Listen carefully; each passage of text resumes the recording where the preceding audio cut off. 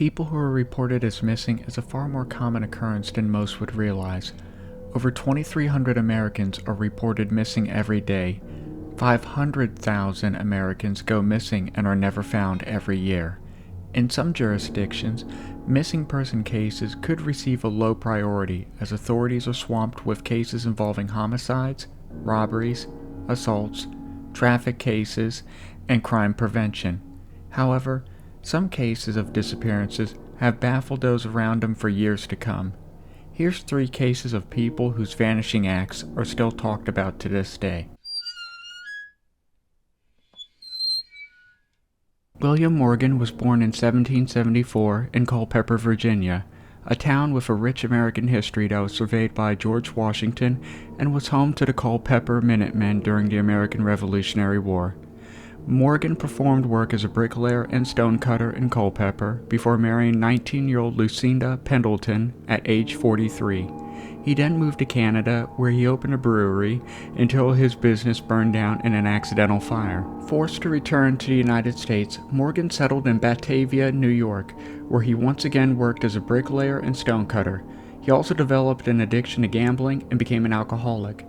Morgan began to make fascinating claims to his friends and acquaintances that remained mostly unverified during these years. Claims that include being a captain of the War of 1812 and being a master mason of the Freemasons Guild, a secret society that originally began as a guild for stone builders known as stonemasons during the medieval period. The Freemasons are responsible for helping build some of America's oldest and most well-known iconic structures, such as the National Cathedral in Washington and even the Statue of Liberty. The Freemasons would become in time to be one of the world's oldest and most secretive societies, whose ranks include world leaders and well-known individuals such as George Washington, Benjamin Franklin, Winston Churchill, Mozart, Harry Houdini, Henry Ford, and even Colonel Sanders of Kentucky Fried Chicken franchise fame. William Morgan continued to make boastful insinuations of its connections with the Freemasons, although he was never allowed to visit the organization to establish a chapter or even visit one of their lodges in Batavia, New York. Several Freemason members openly questioned Morgan's statements regarding his connections to their guild. Furious, Morgan announced he would publish an expose titled Illustrations of Masonry, a book that would reveal secrets of the Freemasons Guild to the public, even going so far as to work out a plan with a local newspaper publisher named David Miller to receive an advance payment for his work. The Freemasons did not take this lightly, and the Guild had both men marked. A campaign of harassment and criminal activity began against the two men that included the newspaper printing business set to publish the book being set on fire. Morgan was eventually set up and arrested for a fictional debt that he owed and was placed in jail. His debt was then paid off by a group of unknown men, and Morgan was released into their custody, where he was placed into a carriage heading for Fort Niagara. Morgan was never seen again after this. Many believed that the Freemasons had William Morgan silenced, while others believed that Morgan fled out of the United States to Canada or even back to England to assume a new identity. One chapter of the Freemasons claimed to have given Morgan $500 to not publish the book and then to leave New York forever. The aftermath of William Morgan's mysterious disappearance caused outrage, as Miller managed to publish Morgan's book regardless. Groups of anti-Masons began to form that criticized and hounded members of the Freemasons. These included popular politicians such as John Quincy Adams. The Freemasons were never officially charged with the disappearance of William Morgan. George Sauter was an Italian immigrant born in 1895 who left for the United States at a young age with his older brother. He would do railroad work before he founded his own construction business in the 1920s, where he met his wife, Jenny. Over time, Jenny gave birth to 10 children. George and his family settled in Fayetteville, West Virginia, which had a strong community of Italian immigrants, where he built his own 2-story house for his large family.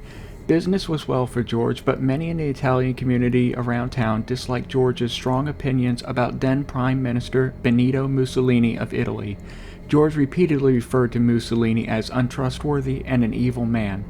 After Mussolini was ousted and publicly executed in 1945, George Sauter couldn't help but use this news to taunt those around town who supported the former leader. The following months afterwards, several Italian men who supported Mussolini made various indirect threats at George and his family. These were usually insinuations of their home burning down or their children being kidnapped. Christmas Eve of 1945, the Sodder family home was occupied by George and Janine Sodder along with 9 of their 10 children, one of which was overseas in the army. Most of the family was asleep by midnight, with 5 of the Sodder children asleep in the attic room. Jenny woke up around approximately 1:30 a.m. after hearing strange sounds and smelling smoke. George Sodder's office was on fire and it was spreading quickly. George, Jenny, and 2 other older Sodder children that slept downstairs attempted to put out the fire with water, but the pipes were mysteriously not working. Attempts to call the fire department for help was in vain, as the phone lines were cut. The flames spread so fast that reaching the children in the attic proved to be difficult for George, as he was forced to retreat outside with Jenny and 4 of his children, while the attic had his other 5 children. The fires continued to burn for over 45 minutes while the family watched. However, no screams or yells for help were heard from the attic the whole time. In the aftermath, firefighters that arrived late went through the ashes of the home but were unable to find the remains of the children that supposedly perished in the fire. Despite death certificates being issued for the 5 children, George Sodder began to question many things regarding the Christmas Eve fire, such as what started the fire, why was the phone line cut, and how did the water pipes mysteriously break. The fact that no remains of the children were found in the former Sodder family home began to support evidence that the 5 children might not have died in the fire, but have somehow been abducted before it happened and are alive. Sightings by witnesses claiming to have seen the missing 5 Sodder family children began to appear all over the United States, from Florida to New York. George Sodder would act on some of these witnesses' accounts personally, driving up to meet the witness and interview them.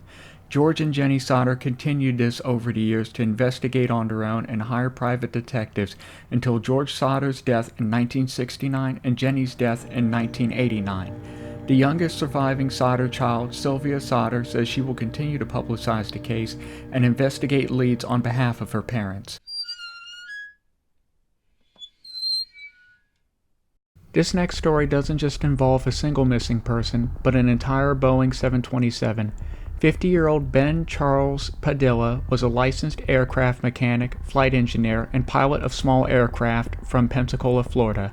Padilha was overseeing reconstruction work of a Boeing 727 airplane at DeFeverio International Airport in the Republic of Angola in southern Africa.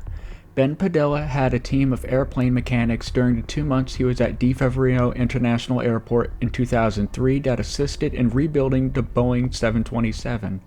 The plane was originally owned by Air Angola, but due to failure to make lease payments, Aerospace Sales and Leasing had the plane repossessed, where it was being repaired and being prepared to be transferred back to South Africa in a few months' time. Everything was going smoothly until May 25, 2003. Around 6 p.m., Ben Padilha and John Mutanu, a hired mechanic who was a part of Padilha's team, boarded the Boeing 727. Neither man was licensed to fly the Boeing 727 plane or had any experience flying large aircraft that were similar to it. The Boeing 727 required a minimum of 3 crew members to be safely piloted. The plane suddenly began to move slowly, making preparations for takeoff. The control tower attempted to establish contact with the plane, but there was no response from it. The plane's movements were erratic and wobbly, but managed to lift off. The control tower then tried to track the airplane, but the tracking corresponder inside of the aircraft was shut off. The plane headed towards the Atlantic Ocean, and it, along with its passengers, were never seen again. The plane had a full tank of A1 jet fuel before takeoff, and had radio contact with several islands in the Indian Ocean, asking for permission to land. The plane never attempted to land at any of those islands, nor was it seen by radar in any of those areas. Ben Padilha's brother strongly believes that his sibling was taken hostage by a terrorist group and is either dead or being held against his will. The FBI strongly suspects that the plane was stolen as part of an insurance scam, although this doesn't explain the disappearances of Ben Padilha and John Mutanu. The case remains unsolved over a decade later. Disappearances and missing person cases can be more compelling to some, as it's a community issue. Authorities simply don't have the resources to have eyes everywhere, so it's up to all of us to keep an eye out and be prepared. Maybe one day you might help solve a disappearance.